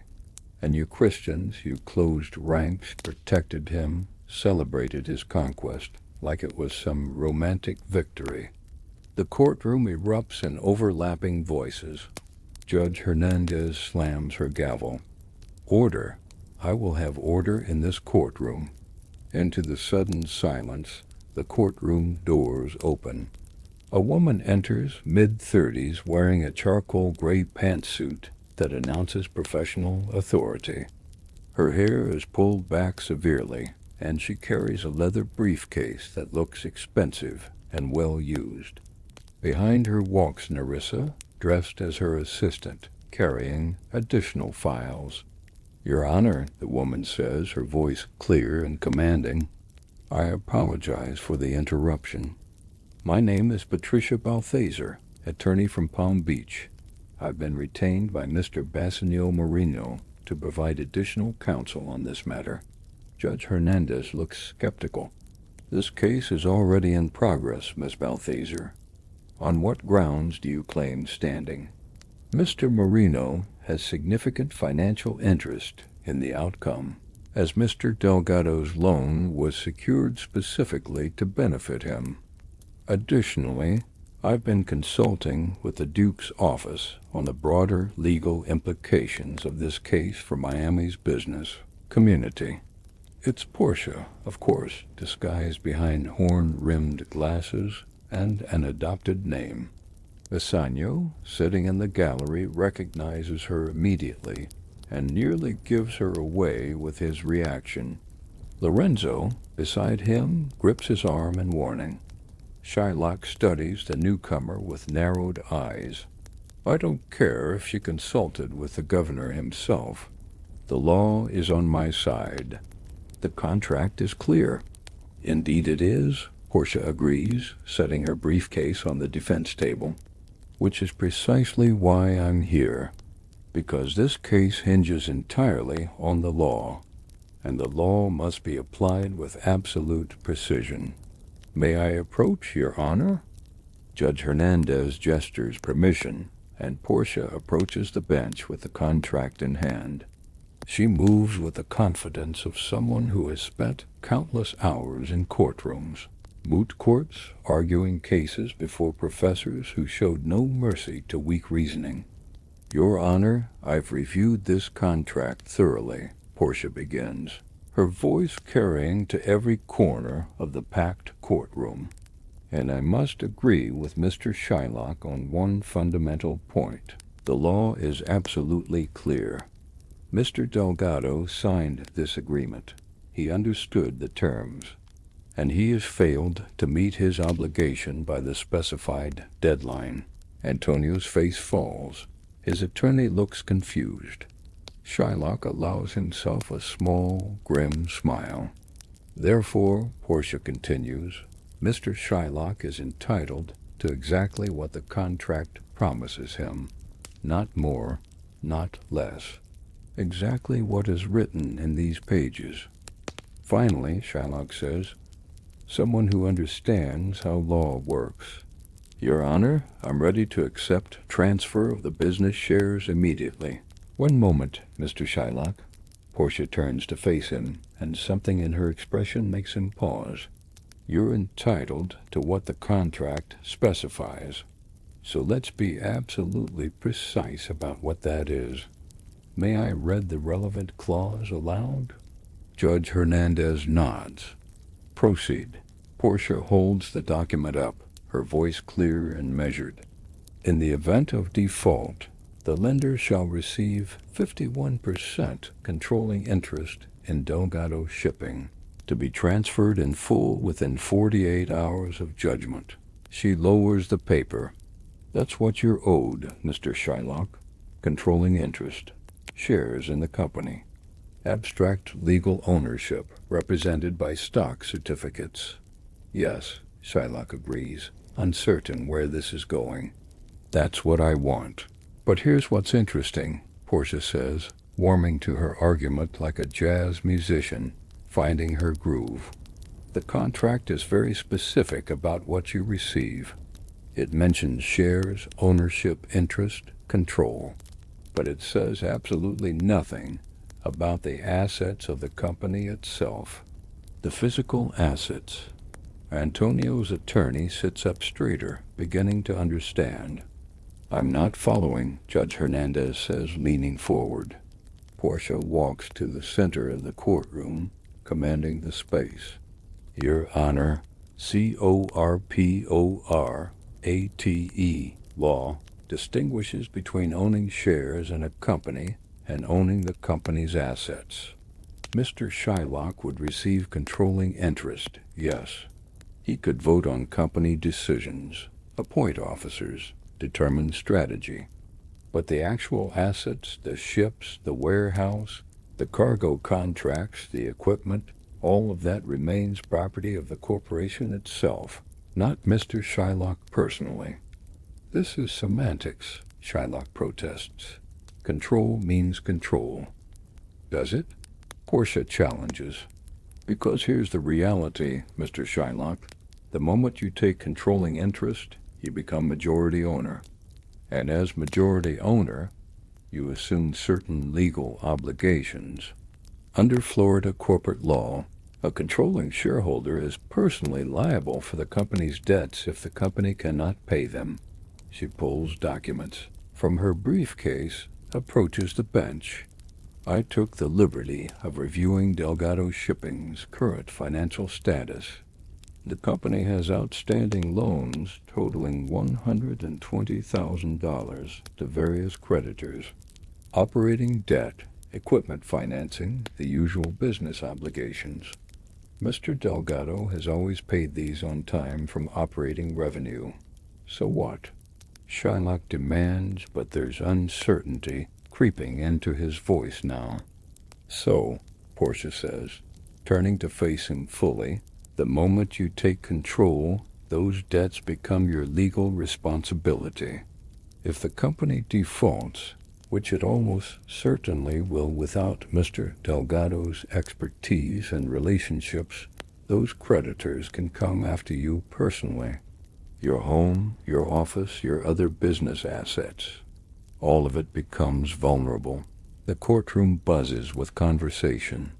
Judge Hernandez raises her hand for silence. "Furthermore," Portia continues, pressing her advantage, "taking controlling interest makes you responsible for all employee obligations. Pensions, health insurance, workers' compensation claims. There are 40 employees, as Mr. Delgado mentioned. Many have been with the company for years. Their benefits alone represent significant ongoing liability." Shylock's face has gone pale. His attorney whispers urgently in his ear. "But the most interesting part," Portia says, her voice almost gentle now, "is the environmental liability. Mr. Delgado's ships carry various cargoes, including petroleum products and industrial chemicals. Under the new EPA regulations that went into effect this year, corporate officers can be held personally criminally liable for environmental contamination, even contamination that occurred before they took control." She produces another document. "I have reports here showing that one of Mr. Delgado's ships had a minor fuel leak in port last year. It was cleaned up, properly remediated, no harm done, but the technical violation exists in the record. As controlling shareholder, you could potentially face federal environmental charges." Judge Hernandez picks up the documents, scanning them with growing interest. "This is a trick," Shylock says, but his voice lacks conviction. "Legal sleight of hand. It's exactly what you asked for," Portia replies. "The precise application of law. You wanted what the contract says, nothing more, nothing less. The contract gives you control, but it doesn't protect you from what that control means under Florida and federal law." Antonio watches this unfold with growing amazement. Bassanio in the gallery wants to cheer but forces himself to remain silent. Shylock's attorney stands, his face flushed. Your Honor, this is absurd. My client is a sophisticated businessman. He understands corporate liability. This is just an attempt to frighten him away from his legal rights. Is it? Portia asks calmly. Then let's proceed. Let's transfer those shares right now. Mr. Shylock can assume control of Delgado Shipping, along with all its debts, all its liabilities, all its potential legal exposures. I'm sure he's prepared for the EPA investigation that will inevitably follow, the creditor audits, the employee lawsuits that tend to arise during ownership transitions. Judge Hernandez sets down the documents, her expression thoughtful. Ms. Balthazar raises valid legal concerns. Mr. Shylock, are you prepared to assume personal liability for corporate debts exceeding $100,000, plus potential environmental and employment claims? Shylock stands frozen, his moment of triumph curdling into a trap he didn't see coming. Around him, the courtroom waits. In the gallery, business owners who came to watch his victory now watch something else entirely, the dismantling of certainty. Perhaps, Portia says, her voice softer now, there's another way to consider this. Mr. Shylock, you wanted justice. You wanted the law applied precisely. But there's something else in law, something that sits alongside justice. It's called equity, mercy. I don't want mercy, Shylock says bitterly. I want what I'm owed. What you're owed, Portia repeats. Let me ask you something. When you came to America, when you fled Cuba with nothing but your daughter and a suitcase, what did you want? Justice? Or mercy? The question lands like a physical blow. Shylock's hands grip the table. You wanted someone to see you as human, Portia continues, to see past the labels, the categories, the prejudices. You wanted a chance to build something, to prove yourself, to create a life. That's mercy, Mr. Shylock. That's what mercy looks like. Someone giving you more than what strict justice would allow. Pretty words, Shylock says, but his voice cracks.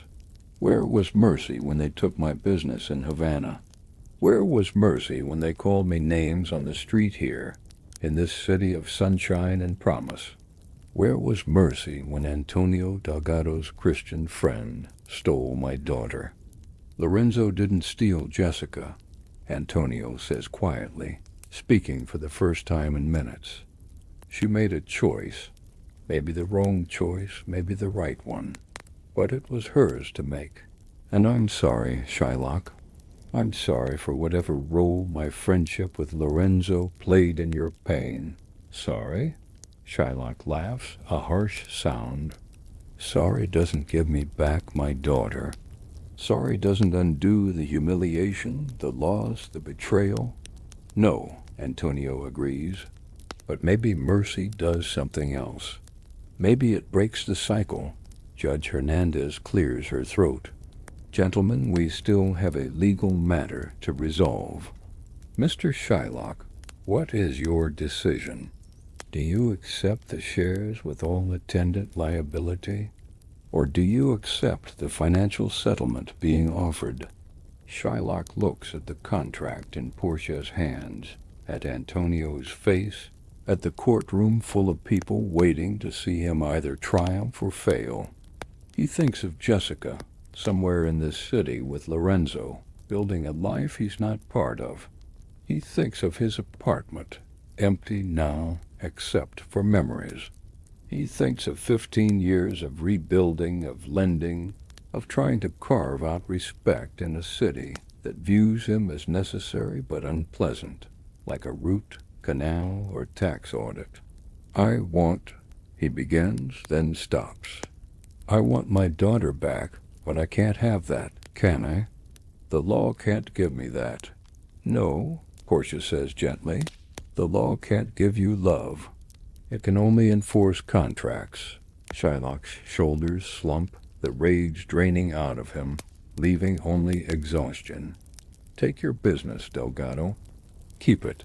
I'll accept the settlement. 45,000. 3 times what you borrowed. That's enough. But Judge Hernandez holds up her hand. Not quite, Mr. Shylock. There's one more matter.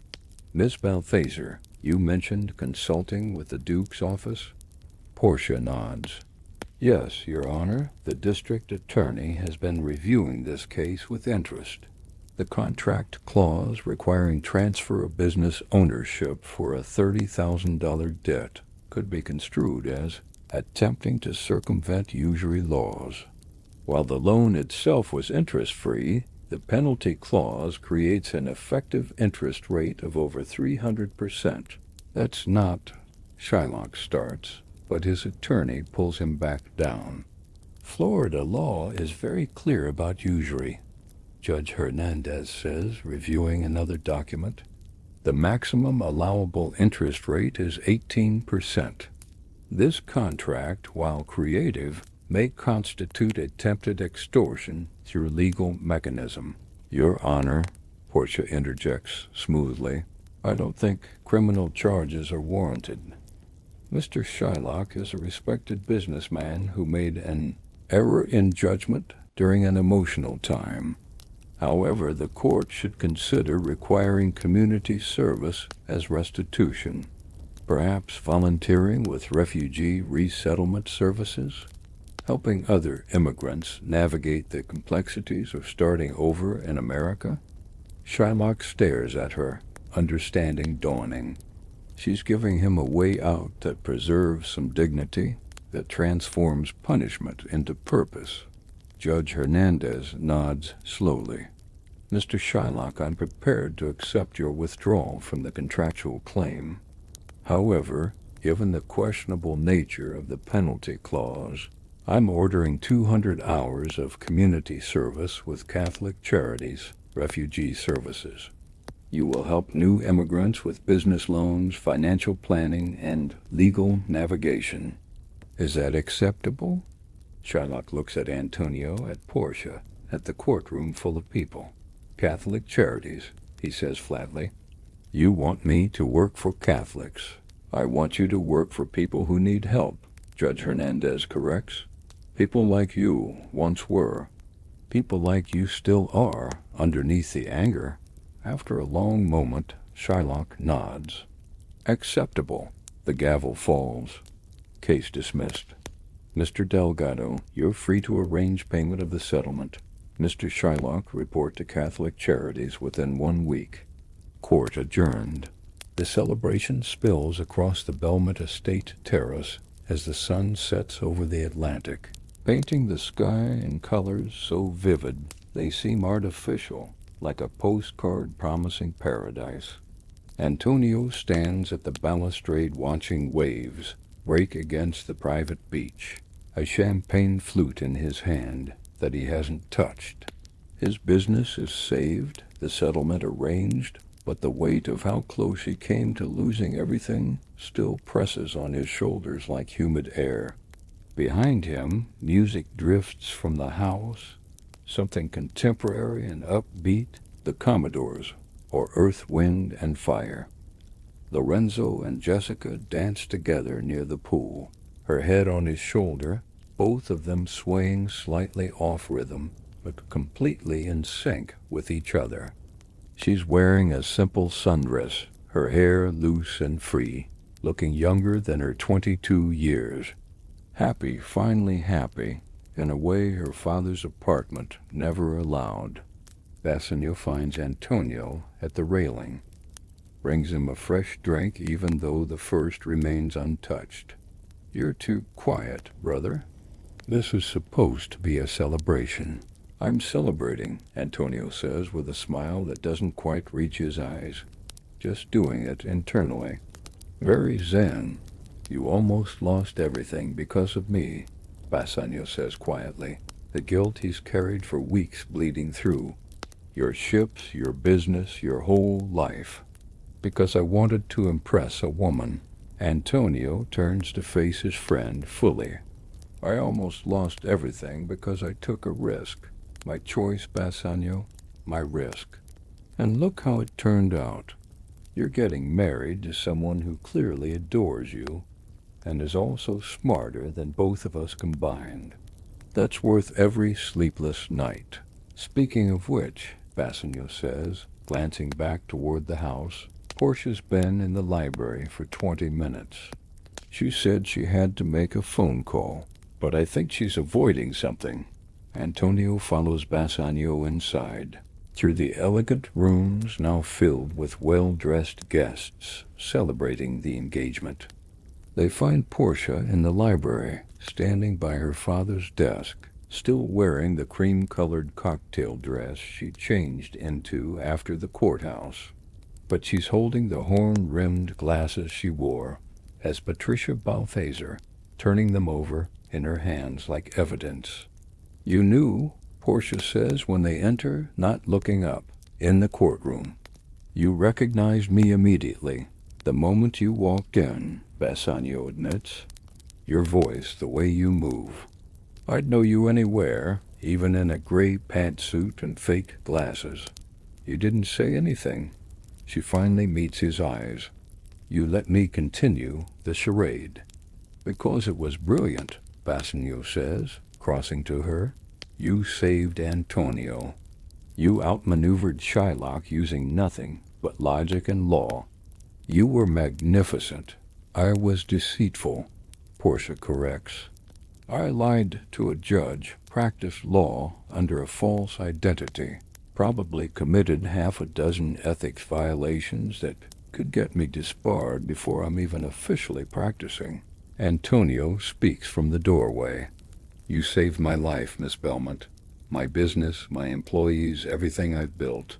However you want to categorize it legally, morally, it was the most generous thing anyone has ever done for me. Portia sets down the glasses, walks to the window overlooking the party outside. My father would be horrified. He believed in rules, in propriety, and doing things the correct way.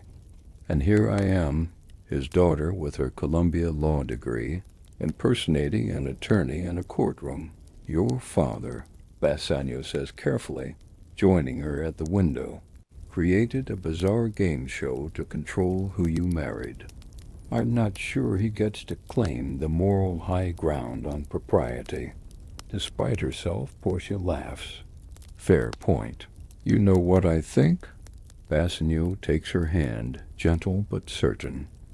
I think your father would be proud. He tested me with those portfolios to see if I could recognize real value.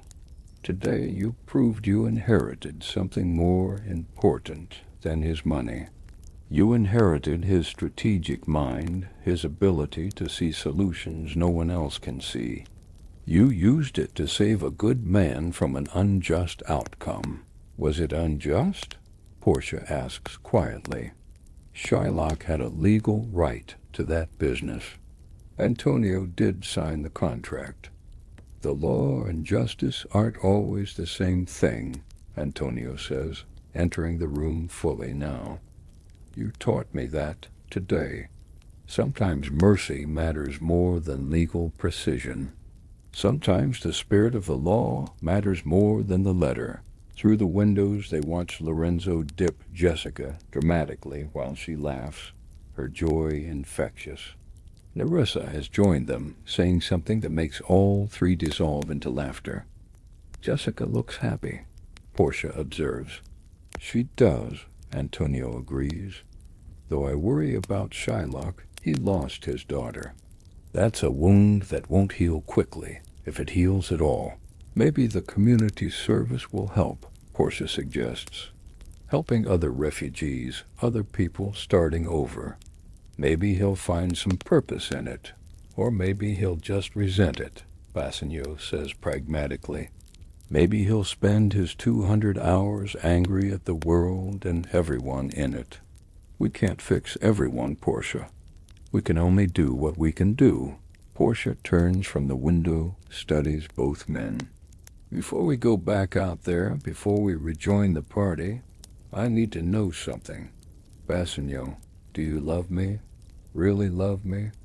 Or was this all about the money, the inheritance, the Belmont Empire? The question hangs in the air like the humidity before a storm. Bassanio could lie, could give her the romantic answer she might want to hear. Instead, he tells the truth. When I decided to come to Palm Beach to try for those portfolios, I'd be lying if I said the money wasn't part of it. I was broke, desperate, living on borrowed cash and borrowed time. Your fortune was attractive. I won't pretend otherwise. Portia's face tightens, but she doesn't look away. But then I chose the municipal bonds, Bassanio continues. Do you understand what that means? I could have chosen gold or silver and failed, walked away, stayed broke, but preserved some dignity. Instead, I chose something. I committed. And I chose correctly, not because I was trying to game your father's system, but because I was thinking about you, about what kind of man you'd respect, what kind of man your father would want for you. I chose the bonds because they represented building something real, something lasting. That's good, Portia says softly. That's very good. Because I need to know I'm marrying a man who's honest, even when honesty isn't flattering. She crosses to her father's desk, opens a drawer, and pulls out a small velvet box. Inside are 2 rings, simple gold bands that catch the lamplight. These were my parents. My father wore his for 32 years, until the day he died. My mother wore hers until cancer took her, when I was 16. He never remarried, never even dated. Said he'd already had his great love and lightning doesn't strike twice. Bassanio takes the box, holding it like the precious thing it is. Portia, I don't need your father's ring. We can get our own. I want you to have it, she insists. I want you to wear it and remember that marriage isn't about money or estates or social position. It's about choosing someone every day, even when it's hard. Especially when it's hard. She takes her mother's ring, slides it onto her own finger. It fits perfectly, like it's been waiting for her. There. Now we're engaged properly. Not because of portfolios or inheritances or my father's games. Because we chose each other. Bassanio slips his ring on, and something settles in him. A sense of commitment that goes deeper than attraction or convenience or even love. It feels like gravity, like coming home. Antonio watches this exchange with genuine joy mixed with something else. Something that looks like loneliness, glimpsed and quickly hidden. I should give you 2 privacy, he says, moving toward the door. Wait, Portia says. Antonio, I want to ask you something. That melancholy Bassanio mentioned, the sadness that's followed you. What's it really about? Antonio pauses, his hand on the doorframe. For a moment it seems he won't answer. Then he turns back, and his face holds a truth he's never spoken aloud. I'm 42 years old, he says quietly. I've built a successful business. I have good friends, a nice home, respect in the community. By every measure, I should be happy. But I go home every night to an empty apartment. I eat dinner alone. I wake up alone. Everyone around me is building families, creating legacies that matter, and I'm just passing through. A good friend, a reliable business partner, but nobody's first choice. Nobody's great love. The confession hangs in the room, vulnerable and raw. You love him, Portia says, not as a question, but as a realization. She's looking at Bassanio when she says it, but the words are for Antonio. Not like that, Antonio says quickly. Not romantically, but yes, I love him. He's the closest thing to family I have. helping him win you, giving him that chance at happiness, that meant everything to me. I'd risk my business 100 times over for that. Bassanio crosses to Antonio, embraces him fiercely. You're not alone, brother. You're part of this family now. When we marry, when we build our life, you're in it. You understand? Not as an outsider, not as the friend who helped. As family. Portia joins them, places her hand on Antonio's shoulder. He's right. You saved Bassanio's life more than once, in more ways than he probably realizes. That creates bonds that don't break. You'll be godfather to our children, partner in whatever ventures we build. Welcome in our home, always. Antonio's eyes glisten, but he blinks it back, manages a genuine smile. That's a generous offer. I accept. Good, Portia says decisively. Now let's rejoin the party before Nerissa sends a search party. They walk out together, three people who came to this moment through different paths, but arrive as something new, something chosen rather than inherited. On the terrace, Bresciano has arrived, loud and slightly drunk already, regaling the guests with an exaggerated story about the courtroom drama. And then this mystery liar just destroys Shylock. I'm talking complete demolition, using nothing but legal precedent and corporate liability law. It was like watching Muhammad Ali in that courtroom. Nerissa rolls her eyes, but she's smiling. She catches Portia's gaze across the terrace, and something passes between them, the silent communication of women who've known each other long enough to speak without words. Lorenzo and Jessica have stopped dancing, are standing at the edge of the party, slightly separate from the celebration. Jessica looks uncertain, her earlier joy dimmed by something. Portia approaches them. Jessica, are you all right? I keep thinking about my father, Jessica admits, alone in that apartment. He must hate me. For leaving, for taking the jewelry, for choosing Lorenzo over him. He doesn't hate you, Lorenzo says, though his voice lacks complete conviction. He's just hurt. He'll come around. Will he? Jessica looks to Portia, as if the lawyer who dismantled her father in court might have answers about his heart. You saw him today. He looked broken. And I did that to him. Portia considers her words carefully. Your father has spent 15 years protecting you from a world he sees as dangerous and hostile. You choosing to enter that world anyway, that challenges everything he's built his life around. But Jessica, you're not responsible for his fears. You're only responsible for your own life, your own choices. That sounds like something a lawyer would say, Jessica responds, but without malice. Clean, rational, legally defensible. But it doesn't stop me from feeling guilty. Guilt and love get tangled up sometimes, Portia acknowledges.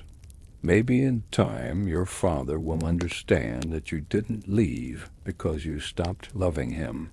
You left because you started loving yourself enough to want more than fear. 3 weeks later, Miami settles into the particular rhythm of late autumn, which in South Florida means temperatures drop to merely warm instead of oppressive, and the afternoon thunderstorms become less predictable. The wedding takes place not in Palm Beach among Portia society circles, but on Antonio's dock at sunset, the very place where this entire story began with melancholy and borrowed money and desperate hope. The warehouse has been transformed with strings of lights and white fabric that billows in the ocean breeze. Folding chairs hold an eclectic mix of guests. Dock workers in their Sunday best sitting beside Palm Beach socialites, Cuban refugees beside old money WASPs. The whole chaotic democracy of Miami's transformation represented in this unlikely gathering. Portia wears a simple white dress, no veil, flowers in her hair that she picked herself that morning. Bassanio stands beside her in a cream linen suit, and they speak vows they wrote themselves, promising honesty and partnership and the courage to choose each other when choosing becomes difficult. Antonio serves as best man, his melancholy finally lifted, replaced by something quieter but more sustainable: contentment. He's learned that happiness and joy aren't the same thing, that you can have a good life even if it's not the life you imagined. His ships are sailing again, his business recovering, and he started having Sunday dinners with Bassanio and Portia, a ritual that fills his weeks with something to look forward to. Lorenzo and Jessica sit in the front row, her hand in his, their own quiet ceremony planned for next month. She started working at a community center in Little Havana, teaching English to new immigrants, finding purpose and helping others navigate the displacement she understands intimately. As the sun dips toward the horizon, painting everything gold and orange and impossible pink, a figure appears at the edge of the gathering. Solomon Shylock stands uncertainly at the warehouse entrance, wearing a dark suit, holding a wrapped package. The crowd notices him, conversation dropping to whispers. Jessica sees him, freezes. Lorenzo squeezes her hand. Antonio notices the disturbance, sees Shylock, and makes a decision. He walks across the dock, past the rows of chairs, past the stairs, and whispers, until he stands before the man who nearly destroyed him. "Mr. Shylock," Antonio says, extending his hand. "I'm glad you came." Shylock looks at the offered hand like it might be a trap. "I wasn't invited, but I heard about the wedding. I brought something for my daughter." "Then let's give it to her," Antonio says simply, gesturing toward the seats. They walk together, this unlikely pair, the Christian merchant and the Jewish lender, through a crowd that parts like the Red Sea. Jessica stands when they approach, tears already streaming down her face. "Papa," she whispers. "Hijah." Shylock's voice breaks on the word. He holds out the package and she takes it with shaking hands. Inside is a tallit, a prayer shawl, creamed silk with blue embroidery. "It was your grandfather's, from Havana, before everything. I was saving it for your wedding day. Papa, I'm marrying a Christian," Jessica says, needing him to understand what this means. "I know."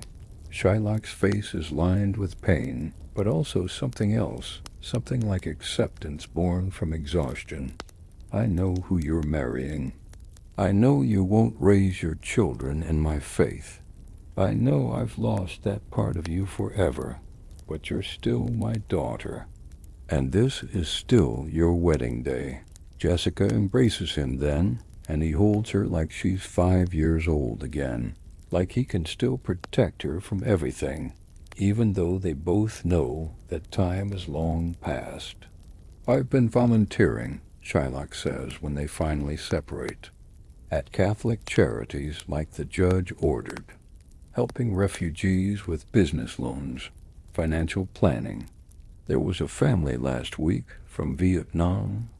They lost everything when Saigon fell, came here with nothing. Reminded me of us, of Cuba, of starting over."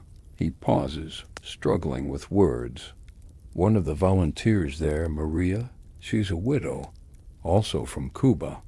We've been having coffee after shift, talking." Jessica smiles through her tears. "That's good, Papa. That's really good." "I'm not saying I forgive everything," Shylock continues, looking now at Lorenzo. "I'm not saying I understand or approve, but I'm saying I'll try. For Jessica. Because she chose you and I choose her, even when her choices hurt me." Lorenzo stands, faces the older man. "Mr. Shylock, I love your daughter. I'll spend my life trying to make her happy. trying to be worthy of what she gave up to be with me. That's all I can promise. Shylock nods slowly. Then I suppose that will have to be enough. The ceremony continues with Shylock in the audience, and when the Rabbi Antonio hired to co-officiate speaks the Hebrew blessings, Shylock's voice joins in, the ancient words carrying across the water as the sun finally drops below the horizon. The reception spills across the dock and into the warehouse, transformed now with tables and a band playing a mixture of disco and salsa that gets everyone dancing. Portia and Bassanio move through the crowd, thanking guests, and when they reach Shylock, Portia does something unexpected. She curtsies, a small gesture of respect. "Thank you for coming," she says, "and thank you for what you taught me in that courtroom, about the difference between law and justice, between rights and mercy. I'm a better lawyer for it."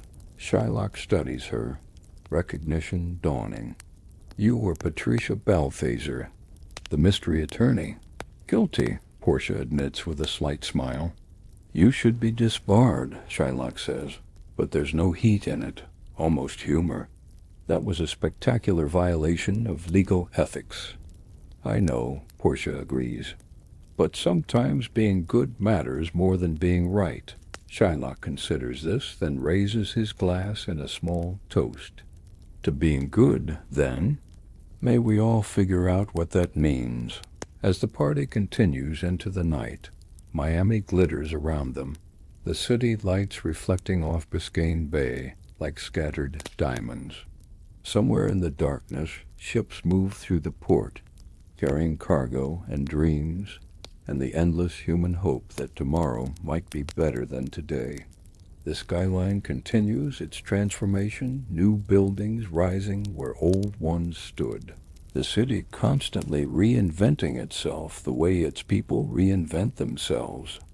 Antonio stands alone for a moment at the edge of the dock, watching the water, and realizes his melancholy has finally lifted completely. Not because he found romantic love or built a family of his own, but because he learned what Portia tried to teach in that courtroom, that mercy transforms everyone it touches, that choosing generosity over bitterness creates something new in the world, that love takes many forms and all of them matter. Bassanio joins him, Portia on his arm, and they stand together watching the lights of Miami shimmer across the water. Three people who found each other in this strange city of exiles and dreamers, hustlers and honest merchants, second chances and reinvented lives. "What are you thinking?" Portia asks Antonio. He smiles, genuine and unforced. "I'm thinking Miami is exactly the right city for this story. Everyone here is running from something or toward something, leaving behind old lives and building new ones. We're all merchants of one kind or another, trading in hope and risk and the gamble that we can be better than we were." "That's very poetic," Bassanio observes. "You've been holding out on us." "Maybe," Antonio agrees. "Or maybe I just needed a happy ending to know how to tell the story." Behind them, the party continues, music and laughter rising into the tropical night. And somewhere in Little Havana, Shylock returns to his apartment that feels a little less empty than it did. His daughter's wedding invitation pinned to his refrigerator like a bridge between the past he mourns and the future he's learning to accept.